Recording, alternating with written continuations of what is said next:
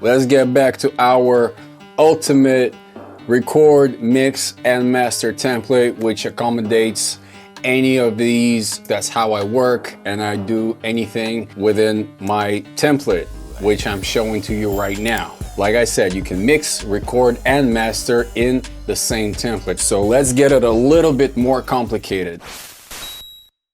Whatever you want to do, you do with a pre-master. It is the same as a master. It's just one step below. It flows into the master that has nothing in it, but anything that's inside of the pre-master folder will actually have stuff that you want to, work with. Let's just say that, we get a recording session and you want to rap something or whatever, sing something or voiceover or whatnot. So you put your beat over here.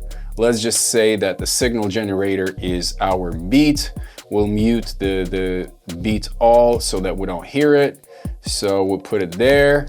See, it's working. Let's say it's a beat. Now you don't have to use this menu anymore. You can just duplicate the tracks and give them new names, and we'll duplicate it like, say, I don't know, like 4 times or whatnot. We'll just call this FX1. We'll call this drums 1. This would be insters 1, and this would be like the kick bass 1. You can have as many as you want. It'll just be a part of this, and this.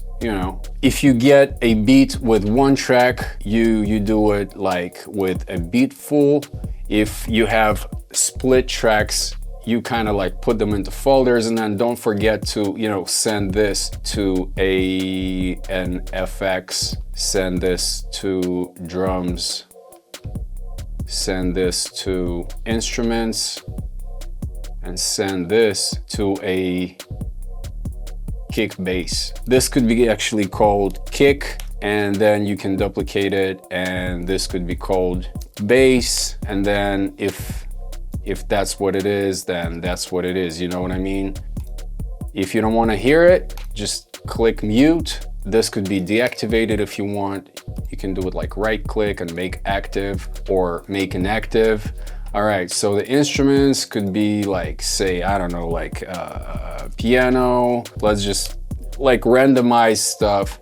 This could be like a string, pad, synth, and they all go to instruments. All right, we can actually emulate if something was in there. And the kick and the bass, I combine them together because putting kicks and the bass into one group yields a better result instead of putting a kick into a drums group. So drums would instead have something like a percussion, hi-hat, snare, tambourine or some shit, and like, I don't know, like a drum roll or whatever. Give it your own colors that you prefer. And then for the effects, it'll be like a, I don't know, let's call it swoosh, riser, boom, and like a slam.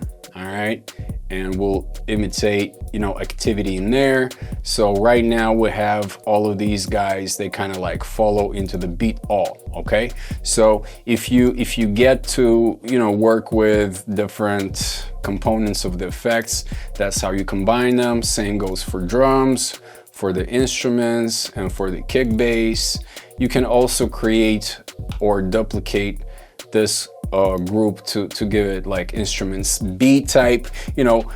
The first type could be clean instruments that don't interfere with the vocal, and type B instruments could be the ones that kind of clash with the vocal, so you might want to work with them differently. Whenever I have a beat with 1 track, I hide these guys, and if I have like a separate track out, then I'll just fill the guys, or when I need to record, I'll use 1 track, and when I need to mix, I'll populate these folders that actually become the beat all. So in any case, whether I use these or I use a beat full, they all become one beat all stem.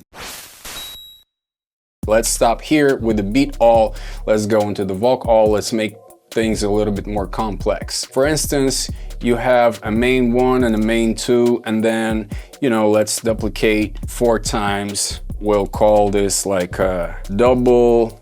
I'll just use DBL1 and then DBL2, and I like to give it a blue color like that. They're just, you know, it depends how you record stuff. I just keep those tracks over there, and sometimes I have a copy. Sometimes people want to record in checker fashion where things, they kind of clash.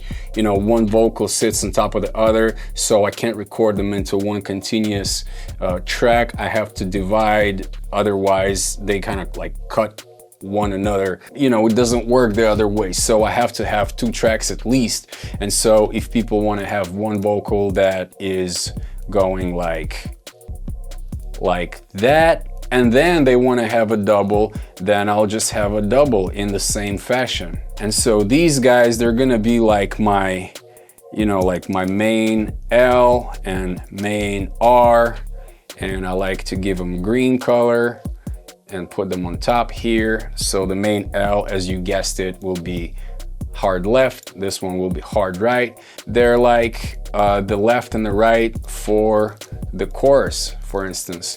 This would be the chorus, and these would be, you know, the mains. Let's just call this a chorus.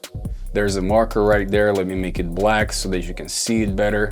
And then this would be a verse. This would be a chorus. I got my own key combination to put the markers, but people would record backs. They usually record 2, but sometimes when one is worse than the other, I mean, what can you do, right? So that's why I record 3. And so if I have backs A, B, C, they look kind of like that.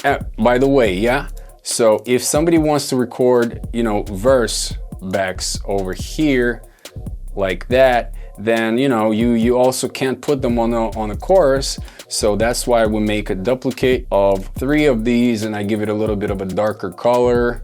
And so we'll just imitate that kind of structure. Chorus over there, and then the ad libs, we'll just, you know, run it like one full ad lib or whatnot, like that. This would be pretty much my structure, to have my chorus in the left, right, center fashion. Do that like that. These are left, right, this is a center. Sometimes I just go ahead and have a little bit of that. I mean, it could be anything, you know what I mean? You just figure it out yourself. You know, I'm just kind of imitating the situation here. As you see, when we duplicate, everything remains the same. So the routing of the mains become the main. These guys are the mains. And if you really wanted to, you could just take them, because it's a routing folder, drop them there and hide them if you, I mean, I tried it both ways, but I prefer just to have everything like that and just to know that my things are down there below.